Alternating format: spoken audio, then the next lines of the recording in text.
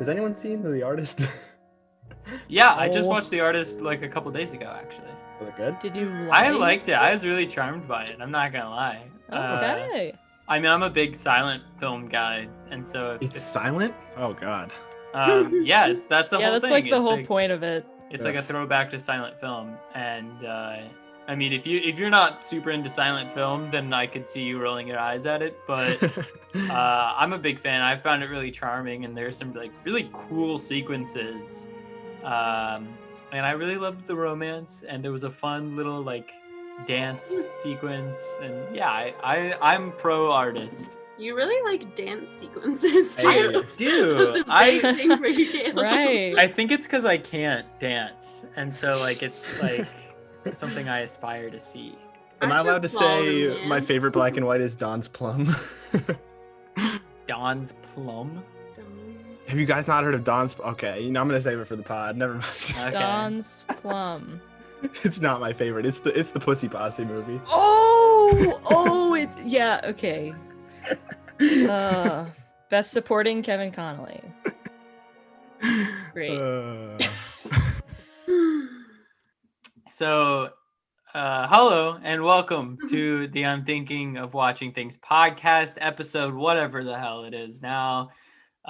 We took a break because I had COVID, and now we're boo. I don't like COVID. We're an anti-COVID podcast. Yeah, that's a strong stance. Yeah. We're not afraid. Great to say we don't like hitting COVID.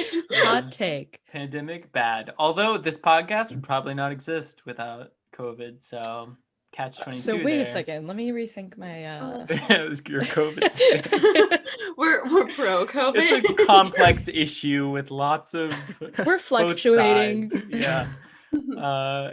Yeah, Anywho, let's move on. Anywho, we're back.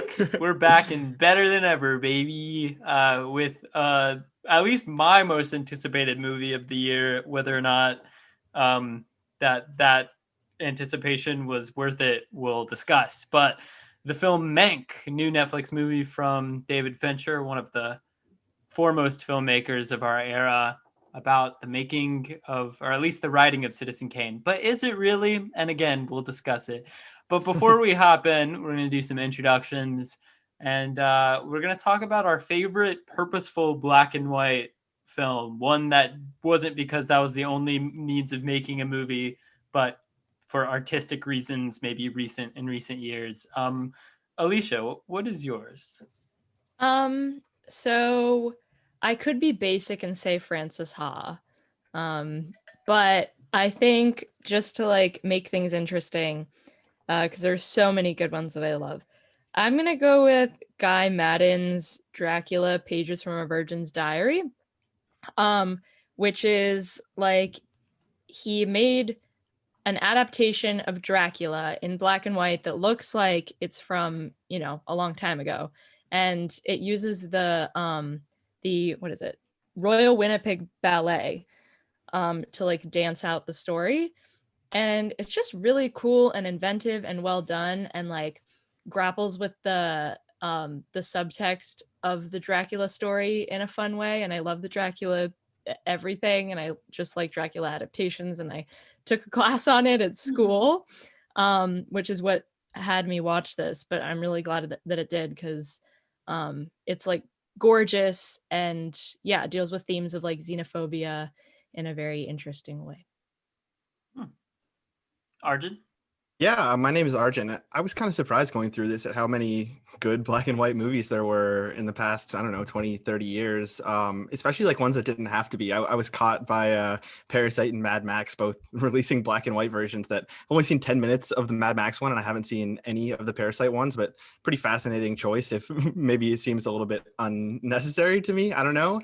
But my favorite is The Man Who Wasn't There, another Coen Brothers film. I watched it for a film noir class in college and kind of fell in love with it. I think it's a gorgeous film, and maybe not one of their best, but one of the ones I remember the most because of its absolutely bizarre final 30 minutes and references to an era of filmmaking that I don't know about, but I love to hear people who love that era talk to me about it. And One other thing, real quick, because I will not miss an opportunity to talk about the Pussy Posse on this podcast.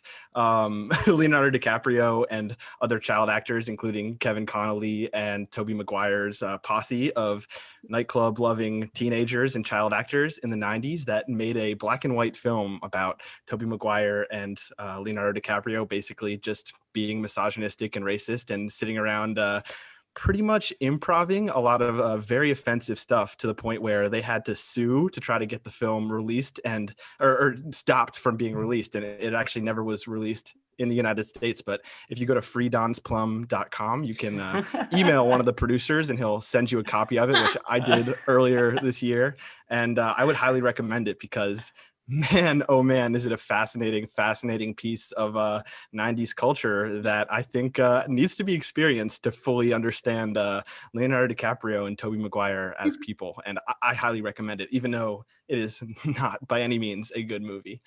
Wow. Good tips there. I'm going to have to do that. My name's Caleb, and I was thinking about Ed Wood. We were talking about the artist before we started recording, and I will defend the artist. I was very charmed by it. I watched it the other week, but I'm actually gonna go with a deep cut, and I'm gonna say 2007's La Antena from Argentina. It's on Netflix, so it's actually pretty accessible, but it is a weird movie. It is basically a throwback to silent sci-fi. It's like kind of like a Metropolis, but it's like this weird quasi comedy about like this corporation run by this evil dude named Mr. TV, who has like a TV for a face, and like his mouth is like just like this like TV. Very weird stuff. And it's a silent because like he steals the voices of all the citizens, and like it's done in this very artful way where like the citizens are trying to speak and it's coming out as like speech bubbles out of their mouths. A real strange movie. I'm a big fan of it. La Antena on Netflix. Wow. I'm Yeah. sold. That sounds crazy. Yeah. Have you talked about that movie before, Caleb? I have. It was Yeah. for Barnard's Yeah. World War II resistance narratives class because I connected it to Inglorious Bastards somehow. I don't remember how I did that. I was like that. I feel like you showed a clip of it because I was like, that sounds familiar from what Yeah. you just said. But yeah, I'm Brooke. My pick is also from a class I took in college on Westerns, probably because I feel like I am not one to seek out the black and white post necessity. I don't know, but this one is called Dead Man. It's Jim Jarmusch's Jarmusch, whatever. Heard it His both ways. his like Western thing with like a young Johnny Depp. I think it's on HBO Max. It's pretty interesting, pretty cool. There's some like really weird scenes in there, and I definitely like that. Might be like somewhat problematically like racism. I don't know. We like touched on it a little bit in class, so you know, if you want to see some problematic racism, maybe, or or if you want to defend the film, then I would check that out. But yeah, really cool, really interesting. Black and white. That's a good pick. I remember not really loving it when I watched it, but definitely being intrigued by it. Yeah, it's definitely intriguing. That's a good Yeah. word for it. Surprised nobody picked the Human Centipede 2 full sequence, but God. Wait, that's in black and white? apparently, I don't know. It Yes. was on the list on Wikipedia. Oh my god. And remember what I watched that in like 7th grade because like hanging with my boys back in 7th or 8th grade, and I was really scarred. Like I was genuinely very horrified, and yeah, I hated it. Anyway, so from that, Mank. What did we all think of Mank? I know, as I said, it was my most anticipated film of the year, so I had some pretty high expectations, and I'm not quite sure how I felt about it, but yeah, how did you take it?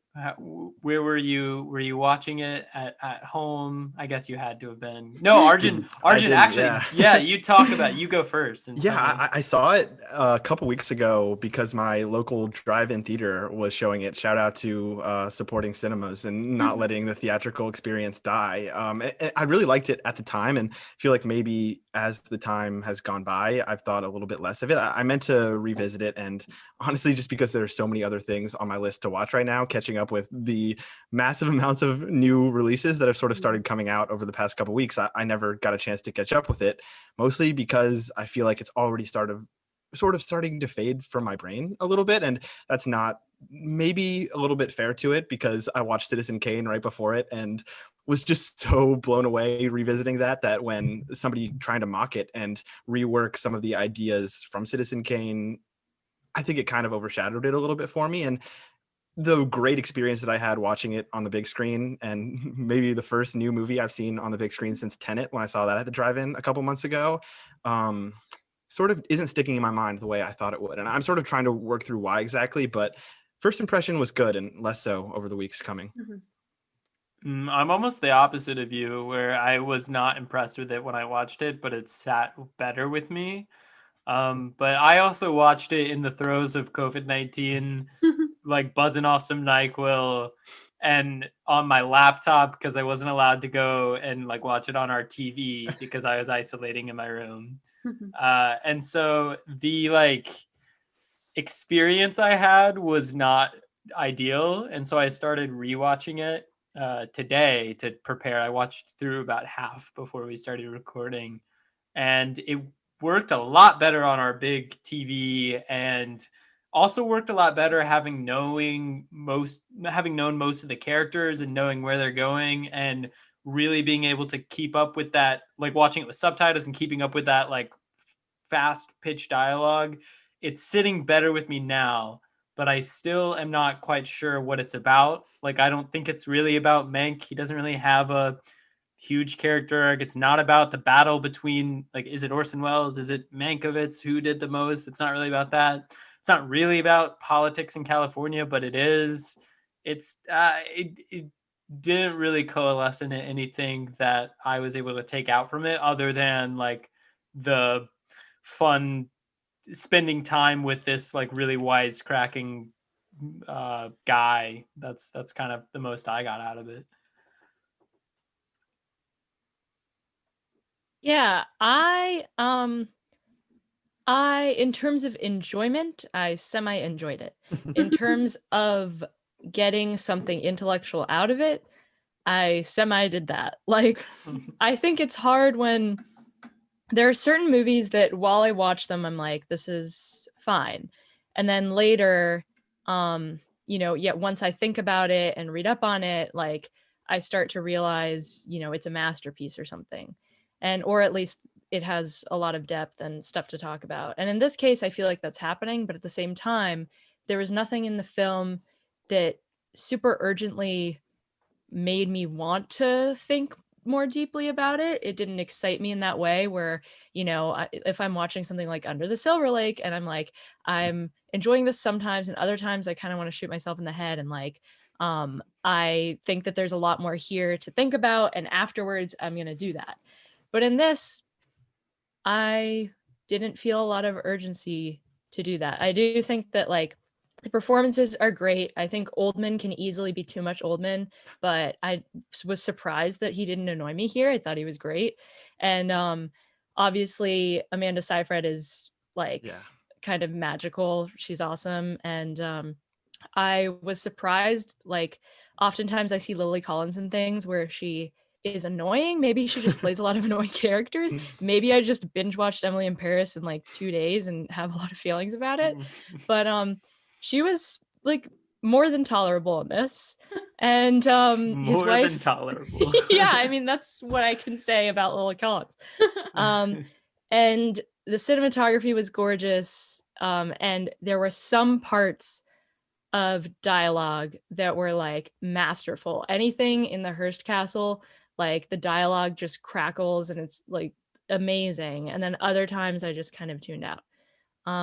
So I think that there's more depth there than I than originally made an impression on me as I was watching it. But the question is like, how much? Yeah, that's really interesting. I want to talk about that more later because I'm not sure I agree with you totally on Oldman, but man, Seyfried is oh my Yeah. god. Yeah. I don't know if you guys are gonna like let me even stay on the pod after I say this, but not the biggest Citizen Kane fan. I don't know. I just find myself wanting to hate anything that every annoying person in any of my film classes like basically had an orgasm to. No, Brooke, with good reason. I do commend you for that. Yes, thank you. Don't feel ashamed. You're doing the Lord's work. I don't know. Yeah. I'm just here to be a contrarian. But yeah, I don't know. I can like rewatch it again too, but everyone just talks about Citizen Kane so much, and I was like, I'm just so fucking sick of this. So going into that mindset, going into Mank, I was like, I am so bored with everything that is happening right now. I thought Gary Oldman was great. I was like intrigued. But that's saying I think the only thing I've seen him as is like Sirius Black in Harry Potter. So I was like, wow, he's doing like a much better job than that. So that was impressive. Yeah, the set was like beautiful.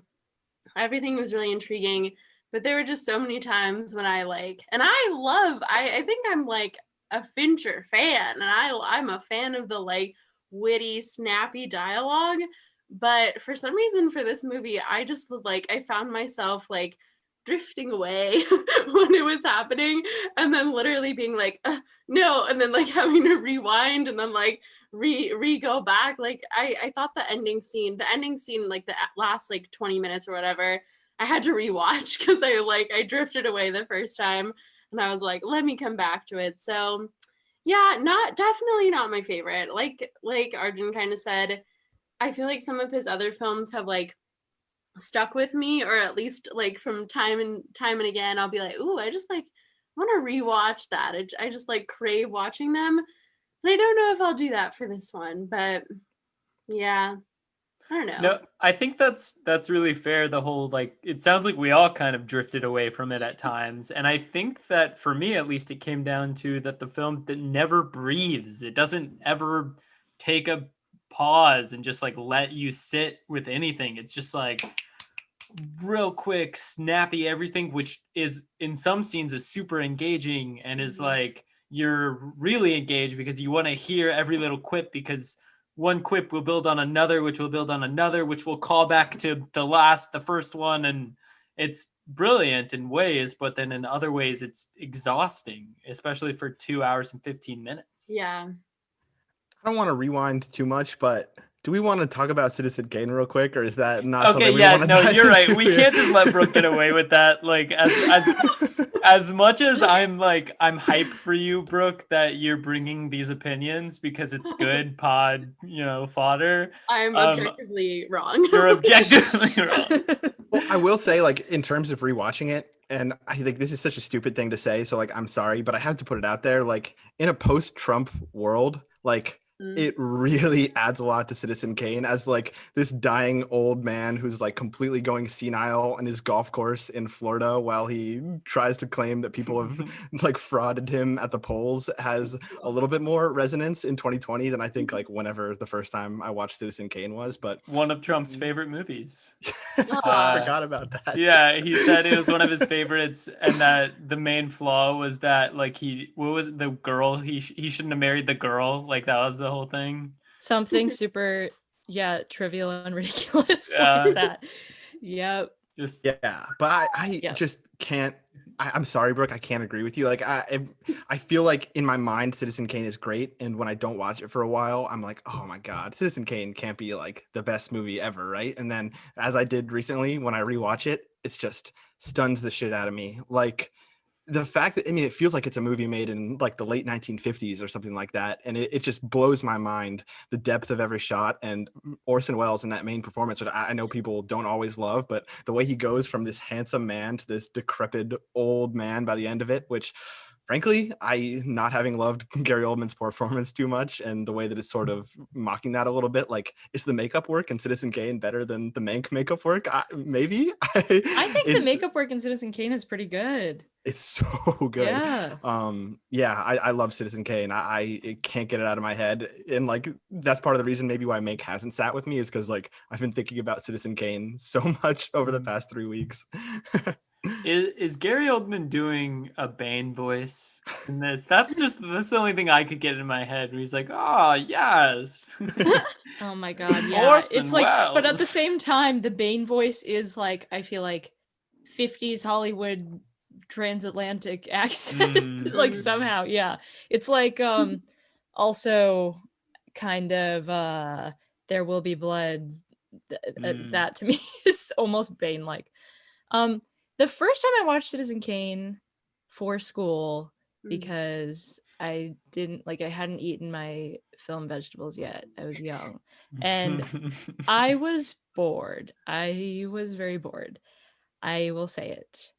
The second time I watched it, I was like, this rules. I don't know how I could find this boring. And later I like even felt an urge to, watch it again. And I really wanted to rewatch it for this. I've seen it like, I guess like 2 or 3 times in my life.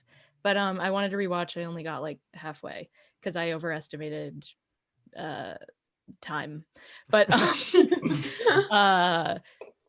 I think, yeah, like the inventiveness is just kind of undeniable. It's insane. It doesn't feel possible that it came out when it did. And like, it works. I hate to tell you, Brooke, but I would name my child Orson. Well, how upsetting is it that he was That's 24 damning. when he made Citizen Kane? I know. Bye. Yeah. I'm 23. That is not fair. I mean, like, this podcast is nowhere near the War of the Worlds recording that like made people believe aliens were coming down. But Pardon you. It could be. we'll get there someday. Yeah, sorry, Brooke. I also love Citizen Kane. I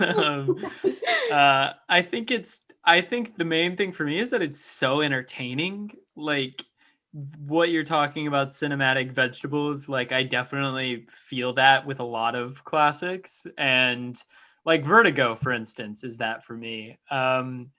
But Citizen Kane is just so brazenly fun and like also towering. It's like the perfect combination of like learning and being in awe and like this is art, and also like I could rewatch this often and never get bored by it.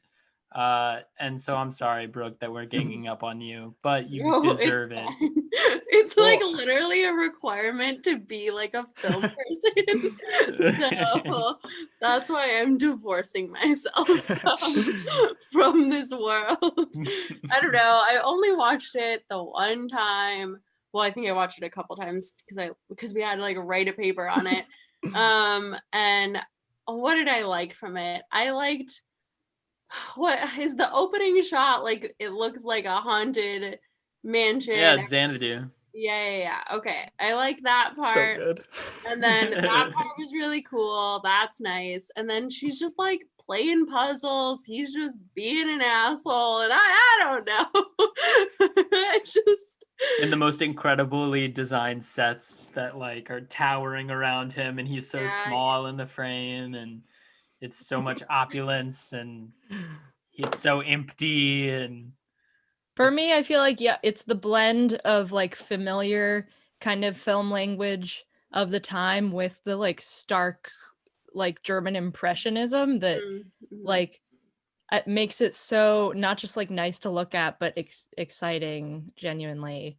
When, first time Right. watcher me didn't fully understand, I guess. But Yeah, and all these like big extravagant movies about horrible people that I have sort of come to love over the past 15 years, as there have been a lot of those. I mean, what do you think of Marie Antoinette or There Will Be Blood, like you said, or Wolf of Wall Street? They're just so rooted in Citizen Kane, which is like, for a movie that came out more than 90 years before these, it's just mind-blowing to me that it could still have that kind of influence. And wow, Citizen Kane. We can go back to Meg now. I'm sorry to bring us on this tangent. It just I couldn't let that slip. I'm sorry. Well, let's connect it back to Mank let's connect Mank back to Citizen Kane. And let me ask you guys, did you feel like the film's emulation of that era's style, i.e. the black and white cinematography, the purposeful scratching and cigarette burns, the monaural soundtrack, did that work for you? Did it feel atmospheric? Did it set you back in that time? Or did it just feel kind of kitschy and like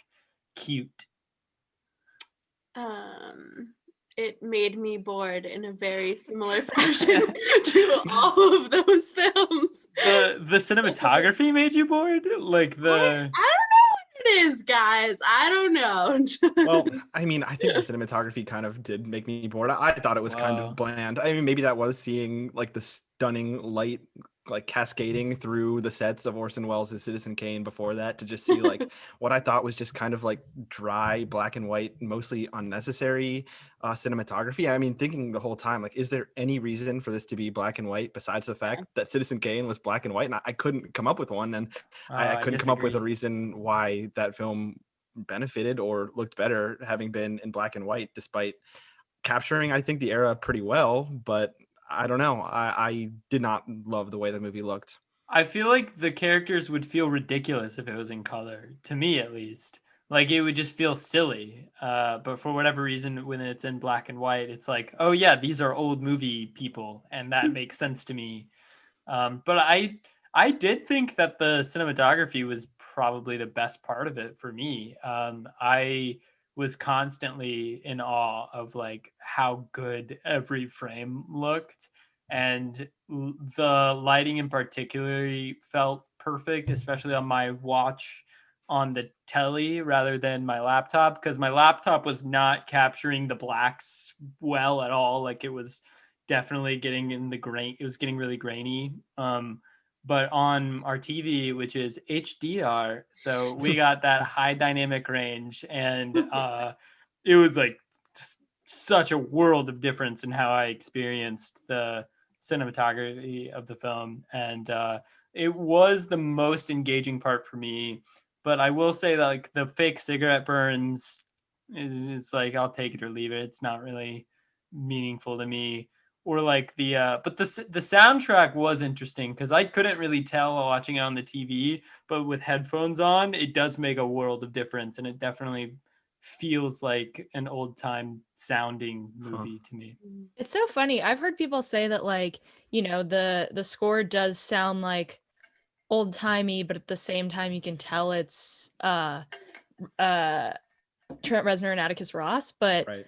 I completely forgot that they were involved in the music like while I was watching. I didn't pick up on that, but maybe headphones would have changed. It felt like pretty authentically like old timey to me. But in terms of the cinematography, um I was like back and forth. I don't mind it being in black and white. I think I actually do prefer it, and it kind of adds to the idea of not just that this is about Citizen Kane, but the parallel of kind of another movie that's a fragmented memory of a man's life, or an impression of one rather than a man's entire story in 2 hours.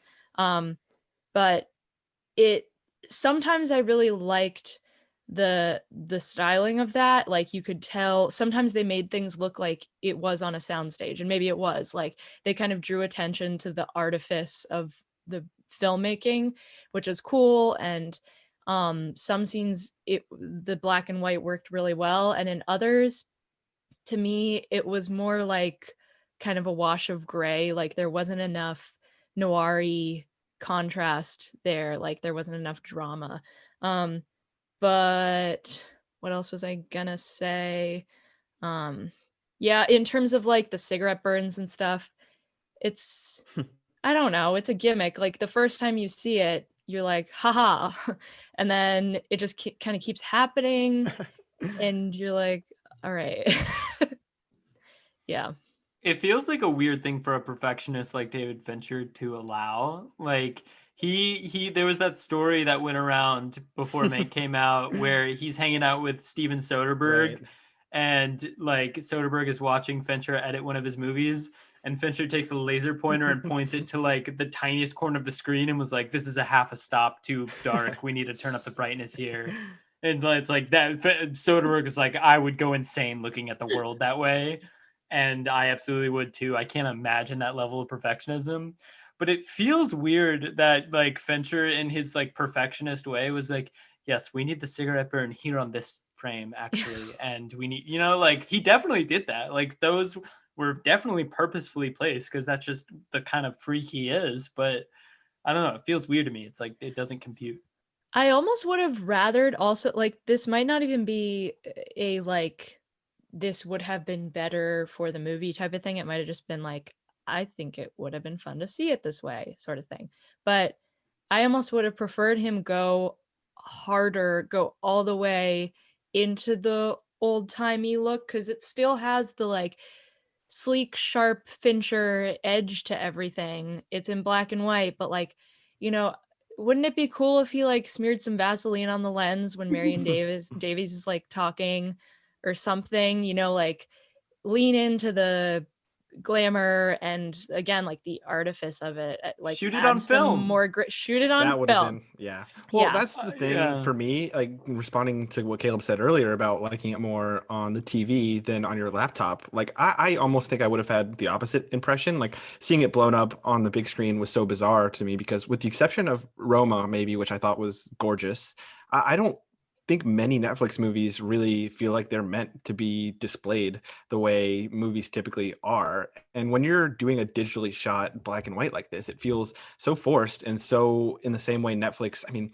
David Fincher is not getting the same specifications that a lot of Netflix filmmakers do for like what their aspect ratio is and what their lenses are to make it look perfect on a fucking iPhone or whatever, but it still feels so forced to be watched on, a smaller screen. And I just don't love that. I think what you're saying, like as snarky and like pretentious as it is to say like shoot on film, like this is the type of movie trying to emulate that older style that would have really actually benefited from that. And like I don't really agree when Sean Baker says like shoot on film or shoot on an iPhone. Like I think that's fucking stupid. But I mean, I don't know. And the thing about digital is it lets you do things that film doesn't. Like cameras are smaller, you're more mobile. And like if you're not doing what like Michael Mann does or something like that, where you're actually like changing the way that we look at films, if you're trying to emulate a film style with a digital camera, it just seems so unnecessary. And I don't know.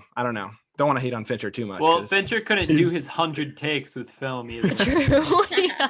Ask Stanley Also Kubrick about that. I don't know. Yeah, true. Yeah, good point. The film that they filmed Kane on like is still very much like functionable. So wouldn't it have been cool if they used that?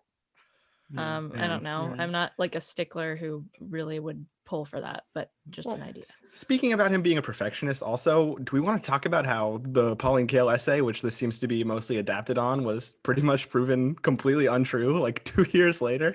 Peter Bogdanovich wrote a response essay that like disproved most of it, is my understanding. Yes, but also it's just not about like the authorship of Citizen Kane to me, like, or at least not about the like who had more of an input, Orson Welles or Mank. They have like one tiny argument at the end, and then that's about it. Yeah. And what do you feel about that like final scene though?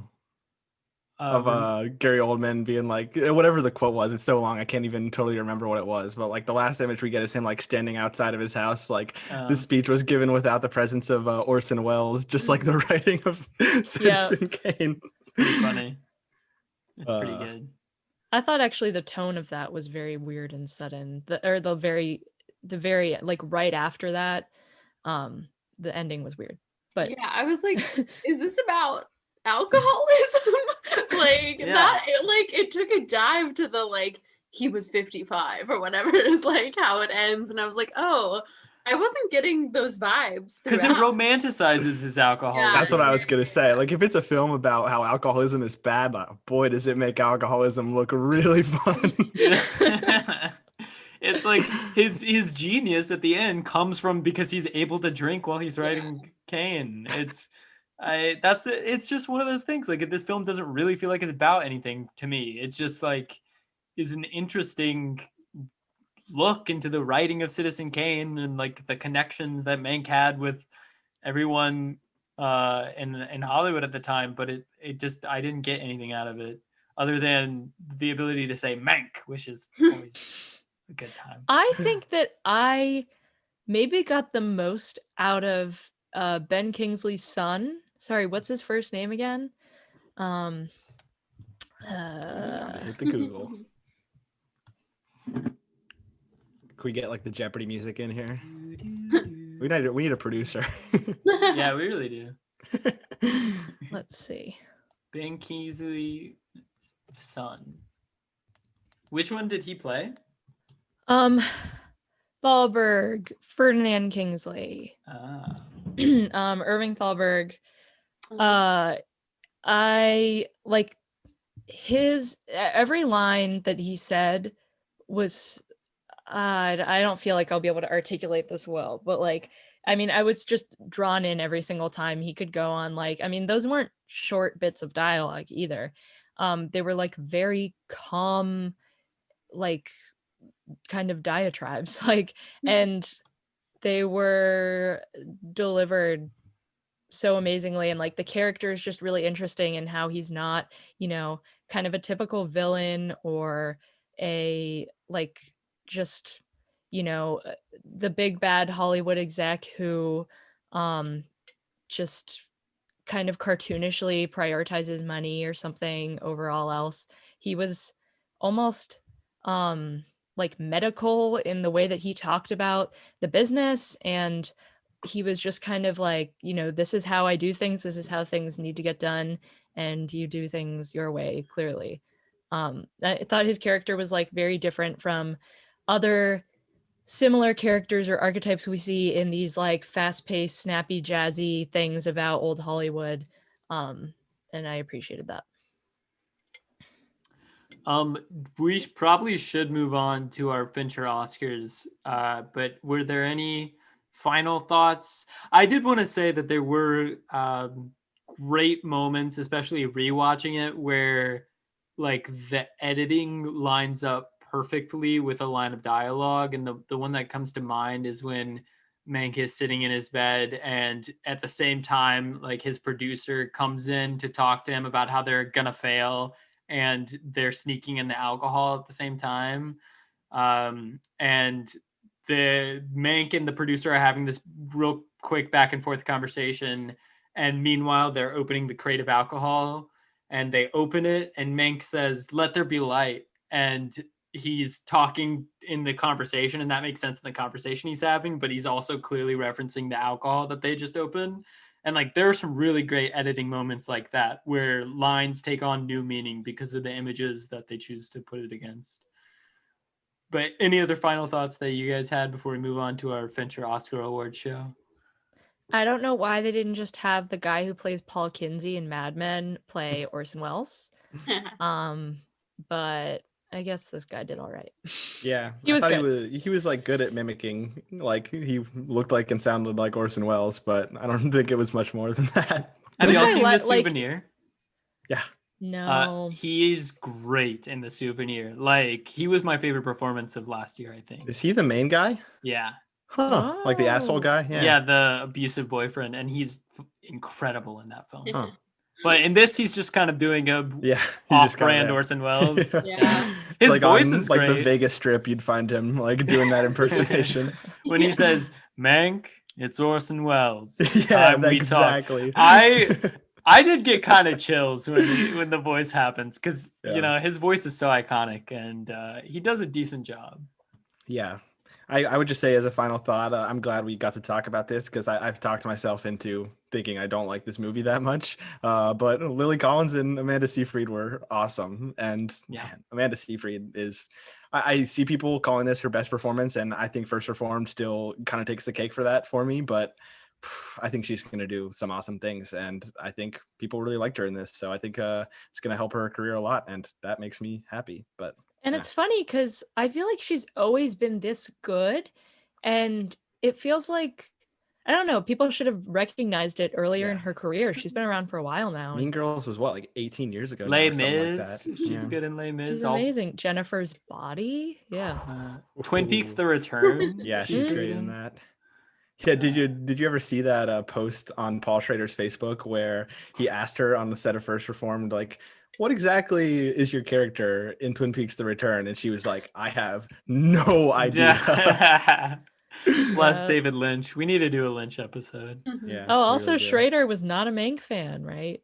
Yeah, I believe it. there was some Facebook post about it. Yeah. That's fine. Well, Schrader Should we move did Mishima, which is a way better biopic, and kind of related about artists and writers and That's a better biopic than like most any, biopics. yeah, than almost any biopic, except for like Raging Bull, which he wrote. You know, God, Schrader. Anywho, let's transition to the Fincher Oscar Awards, the thingies, I guess, that we hand out. Yeah, I'm thinking of ending thingies. Pinkies, yeah. So yeah, this is something we did for Sofia Coppola. If y'all caught that episode, and it was a lot of fun to just kind of talk about a director's filmography and arbitrarily hand out an award. We have kind of a system. I've built a spreadsheet where me, Alicia, Brooke, and Arjun can all hand out 1, 2, and 3 points to one of the films for like best screenplay.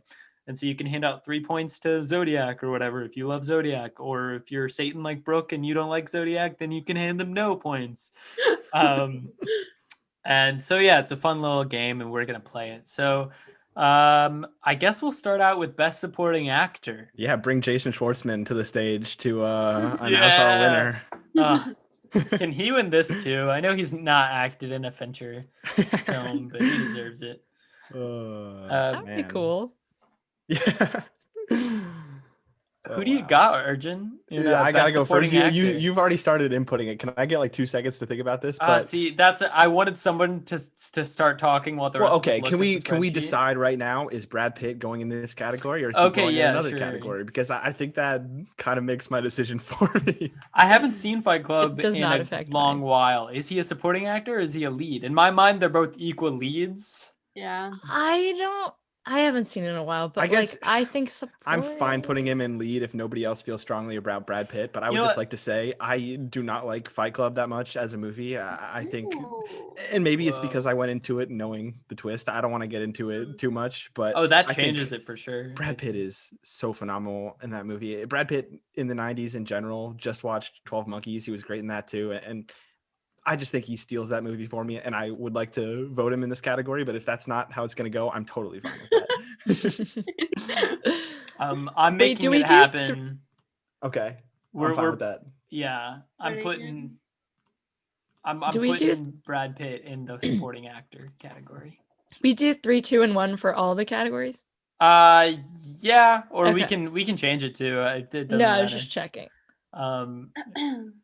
Does anybody want to stand up for one of our Well, I've got mine if you want me to hop on it. And Yeah, just, yeah, give us your I worked 3, it 2, out in 1. my head. My third is Justin Timberlake in The Social Network.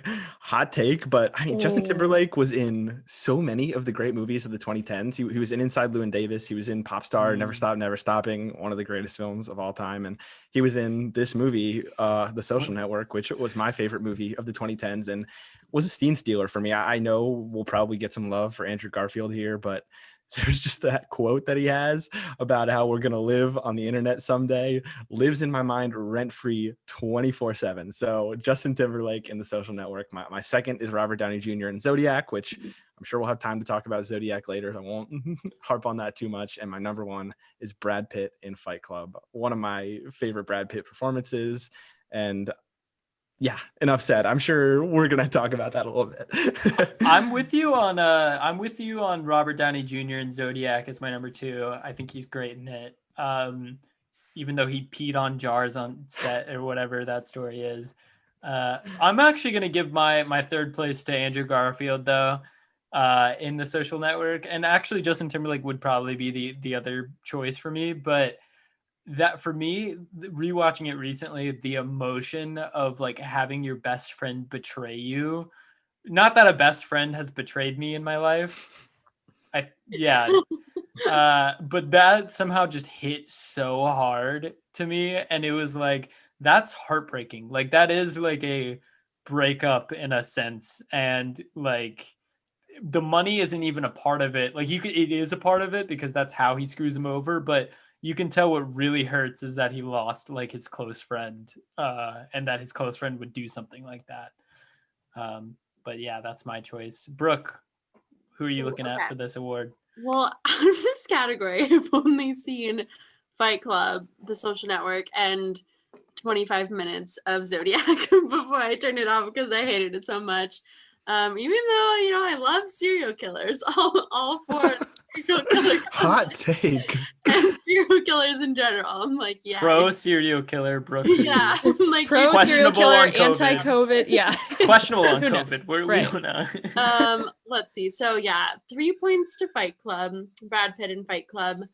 And then like Caleb said, Andrew Garfield, he's just a little cutie in my mind. And I also, from The Social Network and from his character in that, any like time someone's talking about a business idea that they want to start or an app or something, no matter how stupid I think it sounds, I'm like, let me get in on the ground floor of that because of the like overwhelming fear of missing out on the next Facebook. So yeah, hit me up if you have any business ideas. But yeah, I just think he does an amazing job in that. He's just so cute. I don't know. He's just adorable. And then since I haven't really seen the other ones, I'll give it to Justin Timberlake for my 1 point slot. Alicia, do you have any thoughts on who should win Best Supporting Actor? Yes. Andrew Garfield. This is legitimately one of my favorite performances of all time. I think I just really like it. I really I mean, God, like the little dance that he does when he's wearing his sombrero or whatever at oh my God, what is it? AE Pie. Yeah. But Caribbean Night with Niagara Falls. Niagara Falls, yeah. Just like he adds so many flourishes in like his actions and his voice that are like ingenious to me, and he is like the emotional center of The Social Network and why I love that movie so much in large part. I think next my second fave might be Justin Timberlake. I mean, he's wired in. Like that also echoes through my mind every night as I go to bed. I watch that scene way too frequently. And he's just so good at being like that guy, ordering the appletini and just like being a big shot that you can be impressed enough by, like through Mark, to get where he's coming from, but at the same time you see right through him and he's like slime. He's great. And yeah, Brad Pitt's pretty great in Fight Club. 1 point for him. Big congrats to Brad Pitt for his award here. He the reigning winner in the real Oscars. Yeah. And which one matters more? I don't know. That's a good question. I do say you guys have me feeling a little bit bad now because I'm thinking about don't fish eat other fish, the marlins and the trout, and kind of regretting my choices a little bit, but I'm not gonna think too much about it. In my Letterboxd bio. So great. It's so great. All right, let's move on to Best Supporting Actress. Arjun, you've already filled it out. Who you got for this? Yeah, I've talked enough about Amanda Seyfried in Mank. She was awesome, and I think it's the best that David Fincher has made a woman look in any of his movies. I'll say Brad Pitt might be the best he's made a person look in any of his movies, but man, the way that he frames Amanda Seyfried and the costume design and the makeup is just stunning. And I can't get it out of my head, so she gets the third spot. Number two, in a small role, but she really only has like 15 total roles in her entire filmography, despite being one of my favorite actresses in the world. Still have not yet caught up on the nest, but it's Carrie Coon in Gone Girl, who plays Ben Affleck's sister and the bartender, and steals every scene that she's in my opinion, just by being Carrie Coon, one of the best actresses alive. She's going to be in Ghostbusters, and it's going to be great, and I'm so excited. And my number one, basically in just one scene, which is stunning because she leaves just a massive footprint on The Social Network, which I don't know, maybe I'm just going to end up giving all the actors awards to Social Network because Jesse Eisenberg is for me what I think Andrew Garfield was for you, Alicia, one of my favorite performances of all time. But Rooney Mara in that first scene in the restaurant is just undeniable. And really, at what point was not an amazing career for her? I mean, she was an up and coming actress, kind of leaving her footprint on the film world and becoming a premier actress who has given some of the best performances of the 2010s. It all started with The Social Network and that tiny 15-minute scene where she is somehow keeping up with that electric dialogue, and Jesse Eisenberg, who is just something else that you have never seen in that scene for the first time, and somehow she keeps up with him, and she is awesome, and I love that scene so much. One of my favorite movie scenes ever. So Rooney Mara, number one.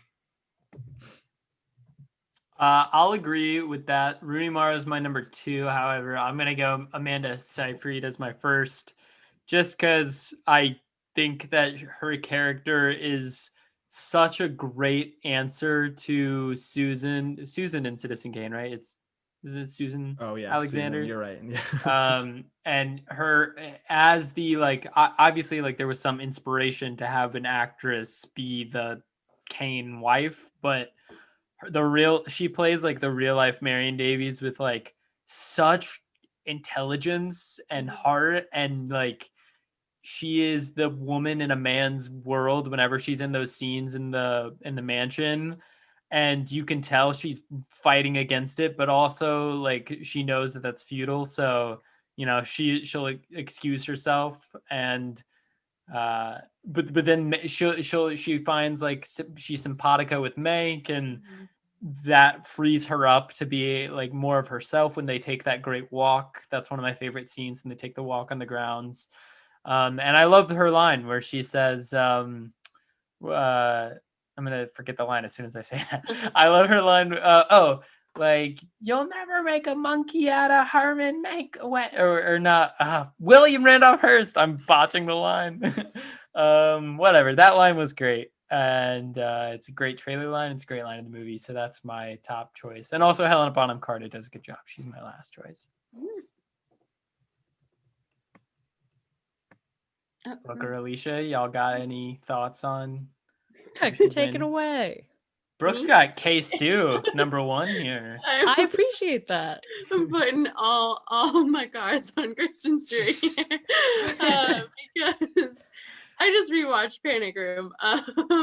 Wow, what an interesting film that was. And I was just reflecting, I don't even know if this is fair because I'm not sure if it's Kristen Stewart's performance that I'm appreciative of, but her character is the only one putting in the work in this film. Jodie Foster, I don't know, she just did some dumb things in that movie that I would not have done. But also I was reflecting on how good of a mother-daughter pairing they are. You wouldn't think of it, but they have the same weird voice, the same weird acting style of just kind of standing there and stuttering and flinching a little bit. So yeah, I was this is good. Whoever casted this made a good decision here. I think both lesbians. Is Kristen Stewart confirmed? She's queer in some sense. Yeah. She's not straight. She's not straight. So I was just this is great casting. So yeah, all my points to her. But if I have to divvy them out, I guess same thing. Amanda Seyfried and Mank, number two. She was also I just loved the scenes just between her and Mank. I think the best actually. Those were my favorite moments with her. And She also just looked really pretty in this movie. Like, I thought they did an excellent job. Like, I just love that hair. And like, I particularly love at the like last 20 minutes ending scene when he's going on his rant or whatever. I love her like casual like eye contact. And then there's one moment where like she has on the big eyelashes and she just like closes her eyes and like is done with his bullshit. And I was like, oh, I relate so hard to that. So really liked that. And then yeah, Carrie Coon and Gone Girl gets my 1 point for basically everything Arjun said as well. So yeah. Kristen Stewart though. Did anyone watch Happiest Season? I was disappointed by that. I was also kind of disappointed by Happiest Season. It just Yeah. didn't, like, I was screaming at her the whole time, like, get out. You know, it's Yeah. Get Out Lesbian Christmas Edition. Yeah. But then I won't spoil the ending, but Won't talk about it. Yeah. We'll talk about it for our upcoming Christmas or holiday season episode. Check Quick it out. plug. good plug. Alicia, thoughts on Best Supporting Actress? Yeah, so it turns out I did the exact same thing as Arjun. If it was really hard because I also really love Kristen Stewart in Panic Room. It feels really underrated to me because it's so like realistic, but she's great. But I'm gonna give 1 point to Amanda Seyfried and Mank, yeah, for all the reasons people said. She's really good at like her character, you know, is like both smart and dumb at the same time in really specific and like interesting ways. And her the banter with Mank just plays like so smooth. It's like music to your ears, and at the same time, like I really like how she was far more of a character than Hearst was. I mean, obviously Charles Dance is like a god and he has like an amazing presence, but she she made her presence like more than known. She was amazing. And yeah, she looked like I could just look at her for a long time. Then yeah, Carrie Coon, love of light and love of me and Arjun's lives. She's great. She's great at being like not just the sardonic sister and like the one who calls him out on his shit in Gone Girl, but also the one who, while she, you know, does and is all those things, can't help but still love and defend him even when he's being like a little turd. Yeah, she's amazing. And she wears cool t-shirts. Rooney Mara, Social Network, takes the 3. I mean, yeah, the movie wouldn't work without that performance. I mean, she delivers the rosebud, right? Like it sticks in your brain. And it needs to stick in your brain for the whole movie in order for it to function, and it does. All right, so drum roll. The award, the Thingie for Best Supporting Actress of Finchie. the David Fincher, the Finchie. The Finchie goes to Rooney Mara in The Social Network. Although it was close, Amanda Seyfried gave her a run for her money. Let's move on to Best Screenplay. And Arjun, why don't you start us off with who you think is best there? Yes, I'm glad I'm going first because I gotta pee. My number 3 choice is The Game, and I had a tough choice with these because there are a lot of good screenplays, which makes me think about what David Fincher really is as an auteur and artist, because most filmmakers write a lot of their own scripts and he hasn't written any. And my favorite ones were written by him, although we'll get into The Social Network, I'm sure, at some point. But The Game is so inventive, and it's a thing that I harp on a lot because I hate the state of modern movie making, but it really is something that they just don't make them like this anymore. An original, kind of high concept, decently sized budget movie directed by a big name actor or director and starring big name actors. That's just so fucking fun. And the twist lands, at least for me, it did when I watched it 5 or 6 years ago for the first time. And it's just so heart pulsing and fun. And man, I miss movies that are like this that don't, involve the Marvel Cinematic Universe or wherever. Yeah, my number 2 is Gone Girl, which, holy fuck. I don't know if you guys knew the twist of Gone Girl going into watching it, but that is maybe the most stunned I have ever been watching a movie when what's her name? Rosamund Pike starts talking in the car with the blonde hair. It blew my mind. I think I was watching it on an airplane on my iPad, my jaw just like dropping into my pants. Like, what the fuck? And there's no way that Gillian Flynn, who also wrote one of my other favorite scripts of the 2010s, Widows, could have anticipated Ben Affleck being put into this role. But man, it feels like it was written for Ben Affleck, and I just can't get over that. And Gone Girl is an incredible movie, and a movie I revisit so often, I think in large part because of its amazing script, and maybe less so because of Fincher, but it's really spectacular what Gillian Flynn does. Has with anybody that. read the book? Have Gone not. Girl? I wonder how much like it, translates, because Right. Well, adaptation is an art in and of itself, and it for feels like sure. Yeah. And I think a great big job. part of it was like a big hit the summer it was released, like a big summer reading list book because of that twist and, kind of like making the book club rounds because people are like, holy shit, when you get to page whatever, you are not fucking gonna believe it.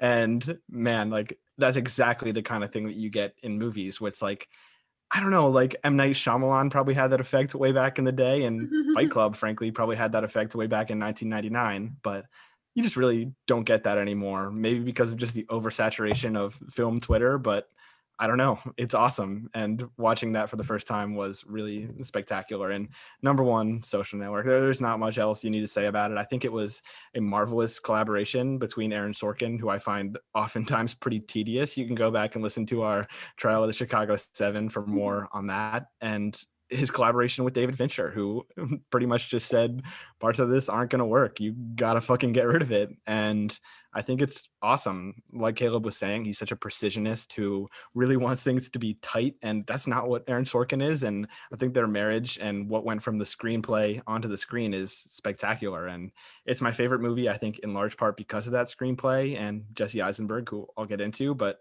that screenplay. It's your favorite movie ever?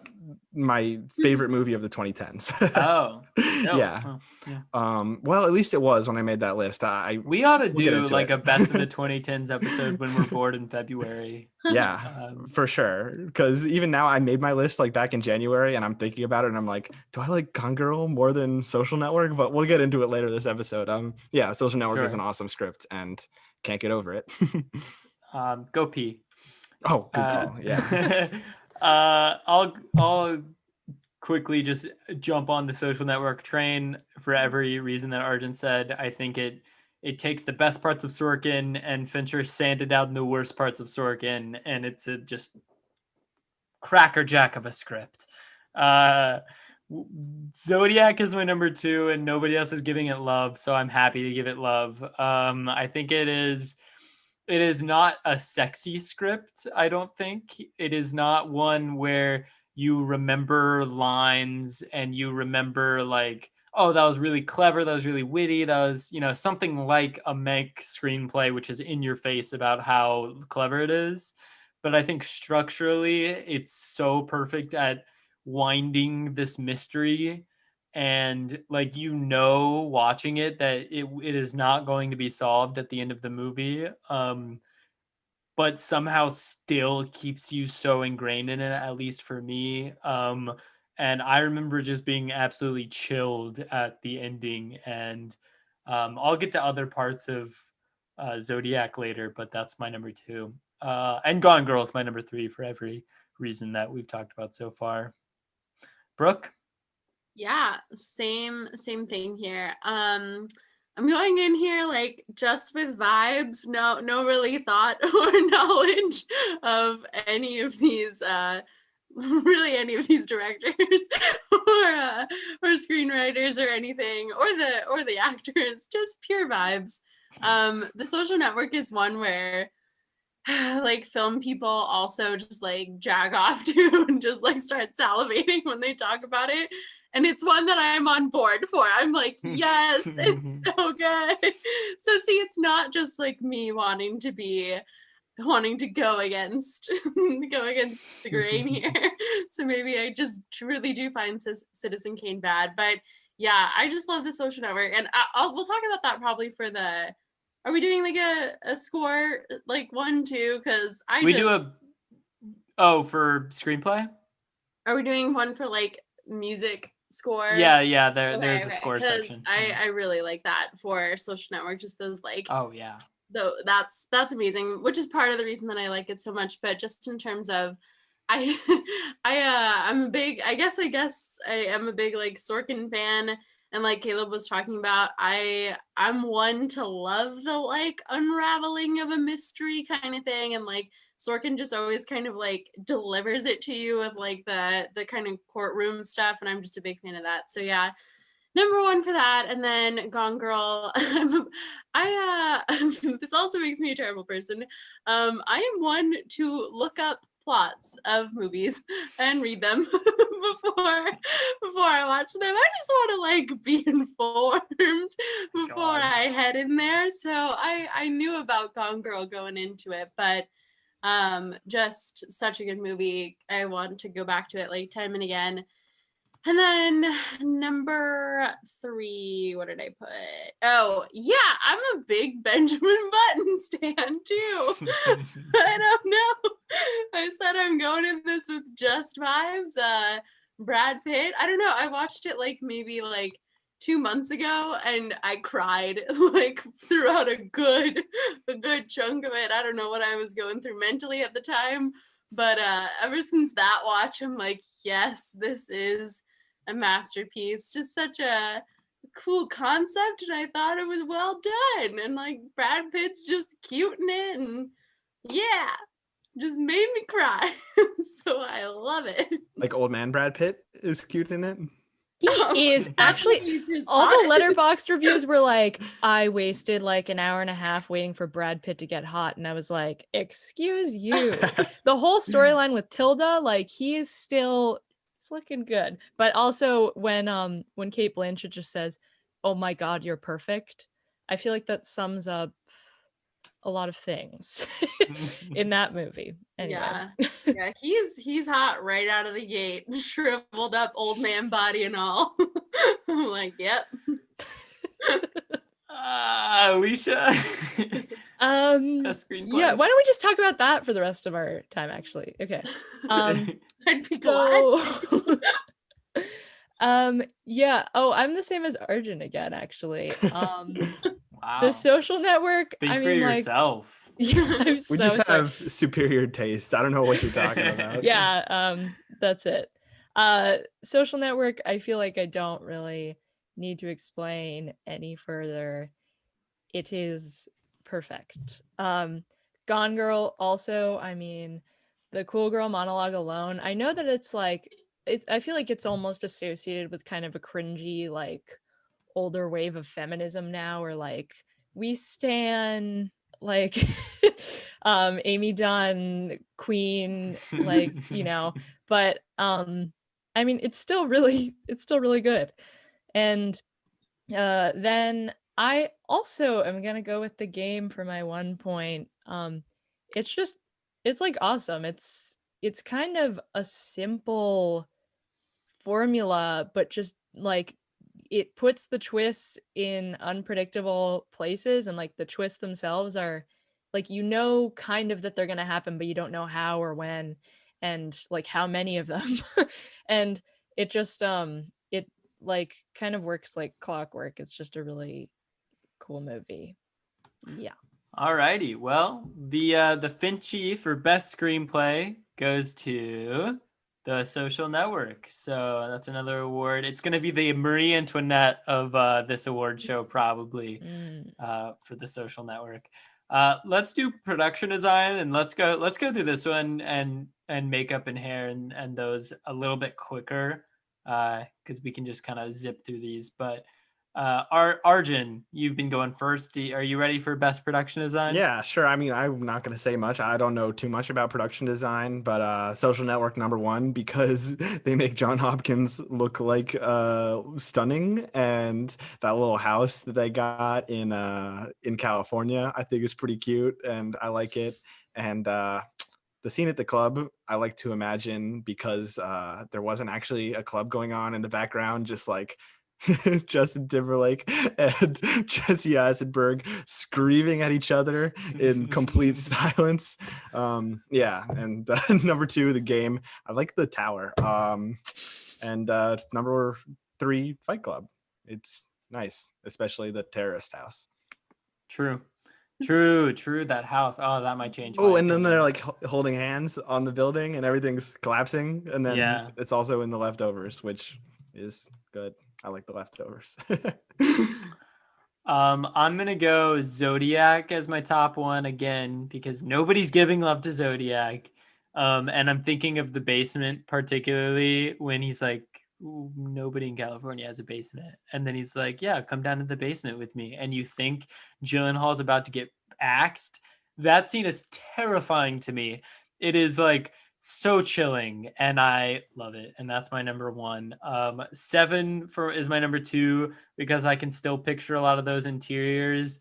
And like, don't they never name the city they're in? It's just like blankly like gross city that is like dirty and mucky and is just a great atmosphere of that film. Awesome. It's gonna be in the DCE actually. And then Fight Club for the reasons Arjun just swayed me away from The Game. Brooke, as a professional production designer yourself, Oh, you do have screen credits as a production designer. that's true. What is your expert opinion? Ooh, okay. Okay, I'm switching mine. Last minute. I'm gonna go with. I'm just trying to remember. It's not like even though I'm a professional production designer, I don't really like watch a movie and then see my colleagues in that same way. I'm more focused on other things. I don't want to get too into it and say I would have done all this differently. But yeah, I'll go with Fight Club just because I remember being like viscerally disgusted by by a lot of the things that were happening in that house, and then obviously like the final scene, like I don't know, it's like very important to that too. And then honestly, Gone Girl, which we haven't talked about for production design yet, but I feel like a lot of the environments there like are really good at reflecting like this sterile, cold, like nature of what's the main character's name? Amy Done. Dunn, yeah. Amy Dunn with his shit. And so I feel like it's like a really good reflective of that. And then I guess my final place will be Social Network then for all the reasons that Arjun said as well. Gotcha. Alicia, best production design? Yeah, okay. So 1 point to The Game. It does really well with the whole like Michael Douglas's like his character's world of kind of like cold, sterile richness, just like rich. And then it also kind of as he goes through the game, it just gives like a really cool fun house or like mirror maze kind of vibe to everything. It's really well done. And the scene at the end, which I guess I won't spoil, is just that set is really memorable to me for some reason. I find it kind of gorgeous. 2 points to The Social Network because of all the reasons Arjun listed, and also the regatta, like the boat race, is amazing. I won't speak more on that because it just is. And then 3 points to 7 because it's gross, it sticks with you, it's very noir. True. And the Finchie for best production design goes to once again The Social Network. Guys, I was trying to break us out of the mold. I didn't give a point to Social Network here, but it looks like that film is just too good. Best He made Baltimore look like Cambridge. It's impressive. It's impressive. Except everyone from Cambridge was like, this sucks. Well, it doesn't exactly make Harvard look super great. Yeah. Best costume design, makeup, and hair. I shoved all of these into one because I don't know much about them. But just generally how a character looks in these films. I realized I left off Benjamin Button in the list when Alicia and Arjun were going through and making their picks. So if that makes a difference, know that now before you answer. That one probably would have played a role in production design. I don't know. I think. I guess I forgot that there too. Wow. Or- Just a forgettable Forgot my film, I face. guess. Stop the count. Sorry, Brooke. By default. Okay, it's because I said the thing about Citizen Kane, isn't it? Yes, That's this my is- punishment. Shutting you down, Brooke. This claim has been disputed to everything so far this episode. Arjun, best costume Yeah, design, sure. I'm makeup, gonna and keep this hair. short. I don't know much Yeah. about makeup or hair, but I love costume design, and I'm just gonna say one thing from each of these that I really like. My third place goes to The Social Network for Mark Zuckerberg's little hoodie. Yeah. My second place goes to Girl with the Dragon Tattoo for the titular eponymous dragon tattoo, which is so cool. I'll talk more about Rooney Mara later, who in Fincher's very slim pickings of female lead characters is incredible. And number one is Fight Club because that red jacket and the hair. Brad Pitt's hair is nice in that too. Yeah. Yeah, I'm gonna go Fight Club as my third place because of how Brad Pitt looks the entire time. Second place, I'm gonna give Benjamin Button just because I'm not gonna vote it for anything else, so I'm gonna give it that. And then first place, Girl with the Dragon Tattoo, because Rooney Mara, just her whole look is crazy, and it's a really iconic look, sticks in your mind. And also, I would name my firstborn daughter Rooney because of her. Not for this character, just I really love Rooney Mara. Brooke, Yes, best costume design, makeup, and hair. Seen Girl with the Dragon Tattoo, so that might I'm not voting for it, obviously. I'm gonna give my number one to Mank, honestly. Maybe like only for Amanda Seyfried's character looking real pretty. I just love the curls, love the style. Thought they did an amazing job with that. Love the really weird outfit that she's wearing at the end there, like dressed as like a toy soldier almost. I don't know. It was incredible. Loved all of her looks. Stole the show for me. Number two to Fight Club, same reasons. Also, main character, unnamed man. He does a good job of like looking dead and mentally unhinged. So they did a good job there. And then Curious Case of Benjamin Button, just because Brad Pitt through all stages of life still looked good. Alicia? Yeah, am I muted? No, I'm not. Yeah, I'm gonna give one to Mank because I mean it is amazing. I think that like I sometimes have an aversion to like focusing a lot on period stuff for like best costume and whatever because I'm like, you know, people put too much of a focus on it. But it is really good in that. And yeah, the like toy soldier like band like marching band outfit is super cool and she looks amazing all the way throughout. Fight Club, 2 points. I mean, yeah, Brad Pitt is unreal. 3 points to The Social Network because everything is just really smart and calculated. The way that like Andrew Garfield's suits fit, the like t-shirts with blazers, the like Adidas sliders, and everything about the way that they styled Armie Hammer as the Winklevi. And it is hard because I think that in Girl with the Dragon Tattoo, Lisbeth's look is like so iconic and very cool. But yeah, and Benjamin Button, it does have great costumes, but the other ones I think are better. Well, his Prada was at the cleaners with his fuck you flip flops. So Yep, that's right. The Finchie for best costume design, makeup, and hair goes to Fight Club. So we're breaking the mold. We're giving it to Brad Pitt. He deserves it. Best score and soundtrack. The answer is The Social Network, and there's no other answer. Moving on. No, we can go through these. But Arjun, why don't you start us off? Yeah, I praise for The chose Social all Trent Reznor and Atticus Ross soundtracks. I mean, you know, Gone Girl number 3, Dragon Tattoo number 2, Social Network number 1. I still listen to the Social Network soundtrack like once a week. Listen to it like every time I need to get anything done, and it's perfect. So yeah. Yeah, I'm also going Social Network for the same exact reasons. I really love going after you, Arjun, because I just say like, yeah, same, and then Arjun said.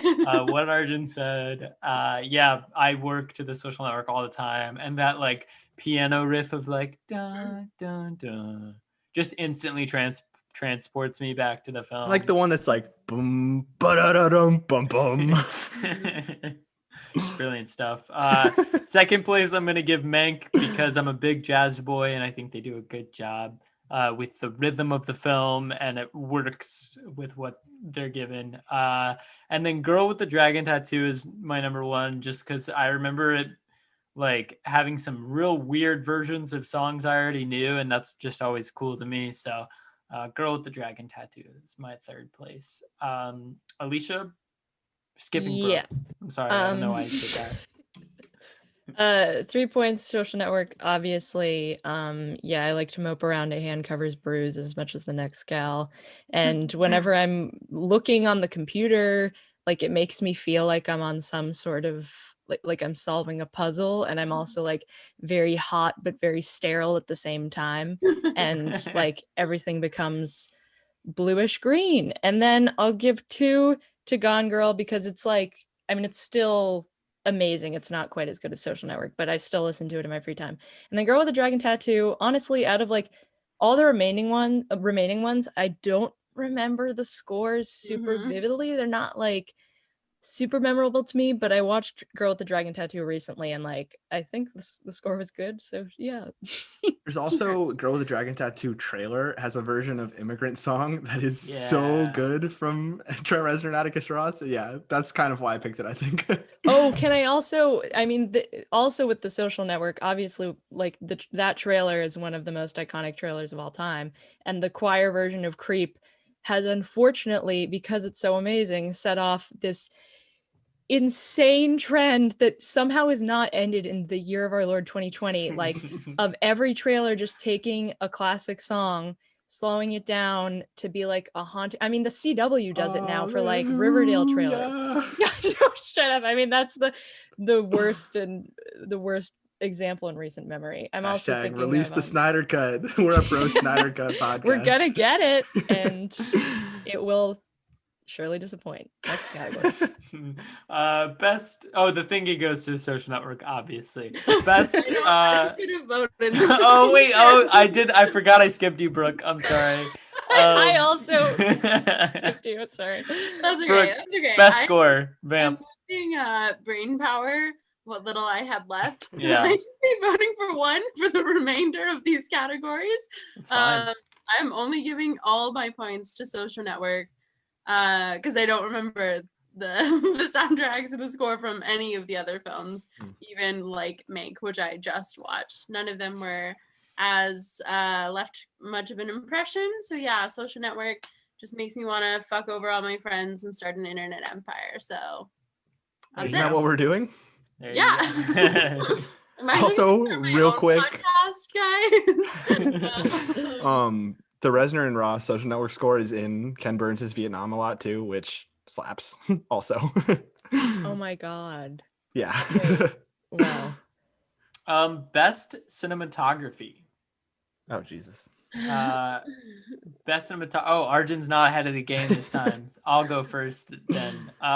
Flying by the seat of my pants. Oh shoot. Oh shoot. Oh shoot. We're gonna go Zodiac number 1, baby. Actually, we're going 7 number 1. I thought about it a little bit more.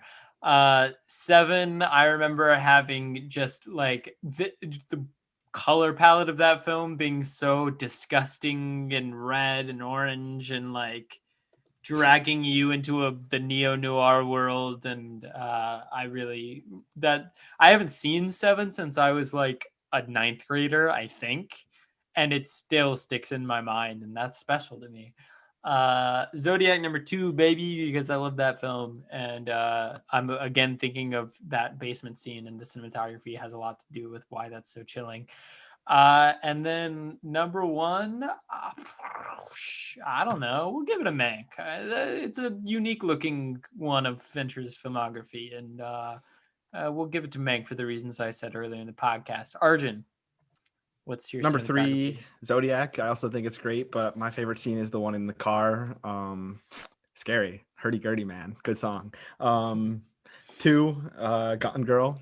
I love everything about Gone Girl, but the way it looks, especially that scene in the snow in New York City, and the way that like the cinematography so perfectly like delineates between the gross suburbia and the nice city when they're starting out their relationship is awesome, and it fits the theme and tone of the movie perfectly, I think. And number 1, Fight Club, because it, revolutionized CGI in a lot of ways, I think. And there are so many scenes in that movie that are just so cool looking, especially that last scene, which I'm not a huge fan of Fight Club, but is one of my favorite movie scenes and movie endings ever.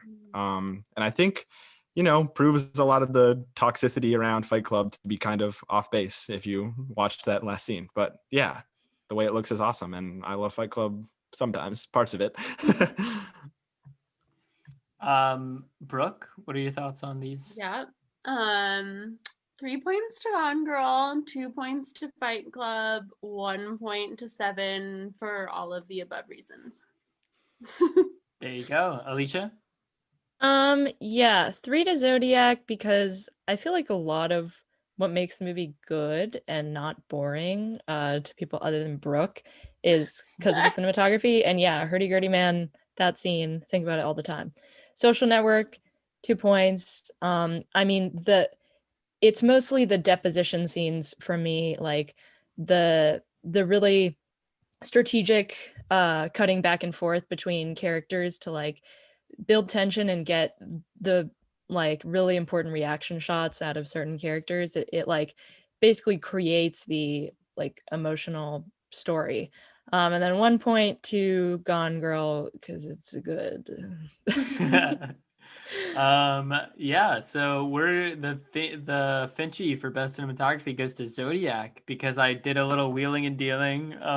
Zodiac was tied with Gone Girl, and so I switched my first place to Zodiac so it could take it. Take that, Brooke.